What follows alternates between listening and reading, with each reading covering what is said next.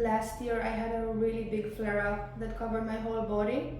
And since then, I've learned so many things. I'm gonna mention all the foods that I have to avoid that are considered healthy food that made my skin so much worse this whole time, and I wish I knew earlier. So while everyone is talking about very basic stuff like gluten, sugar, and dairy to reduce eczemas, I want to talk about the healthy vegetables that actually cause my skin to inflammate, and once eliminated from my diet, I experienced a huge improvement. Let's get into it. Number one, nightshade vegetables. Potatoes, tomatoes, eggplants, peppers, all this family. If you scratch, if you have blisters, if you feel heat coming out of your eczemas, I just touch my palms because this is where it usually happens to me, palms and feet, but it can be anywhere. Give the nightshaders a try. Put down the pizzas and the pastas and the ketchup for 1 week and check how your skin looks, okay?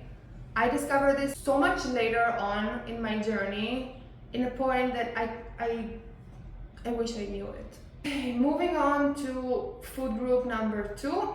This one's list is a bit amorphic. It changes a lot between different sources, not like the nightshaders who are very defined. And this group is high in histamine food. So histamine is what makes us get allergic in general. It's what gets the nose runny, the eyes watery and red, this throat itching, this whole experience of being allergic. If you know, you know. Bananas are there, mangoes are there. Then we also have spinach and broccoli, which are, you know, two very superfood, healthy green foods. They have a lot of histamine. After that, we have soy products, so tofu and also soy sauce. Very sad one for me, I love Asian food. We have corn, so popcorn, whatever. These are the main high histamine foods that I've checked and seen that are bad for me.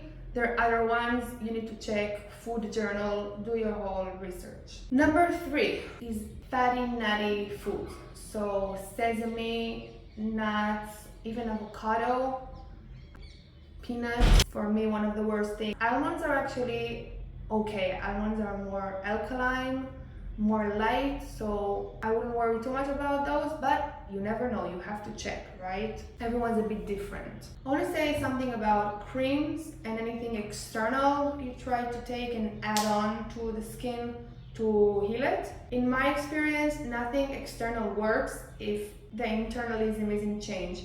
So if I'll try to eat the food that I know I can eat, I try to eat well, and I'll apply some cream, while the cream might definitely help support the healing. But if I don't change anything internally, I don't change the diet, and I just put creams hoping that it will magically heal my eczema, in my experience it didn't work. I recommend to use really basic ones. I use an antiseptic one. It's an Indian company. So just this by itself won't help, but together it is difficult to get more blocks from food and to realize that you have to let something go for a while or you have to eat it less.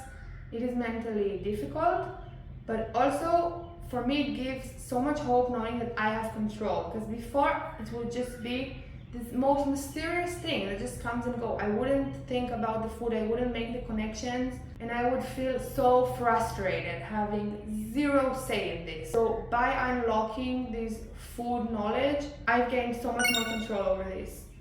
And just to say, you know, you make your calculation, you take your risk. If there is a really nice, special Italian homemade cooked meal by someone close to me, if my hands are at a good starting point, I might be able to eat this thing. I'll know that maybe the next day the skin will get a bit worse, but if I'm at a good starting point, starting at zero and not always being this emergency of itchiness and flakiness, then I can allow myself to sin one here and there. For example, I can eat chips or one of these forbidden foods once in a while.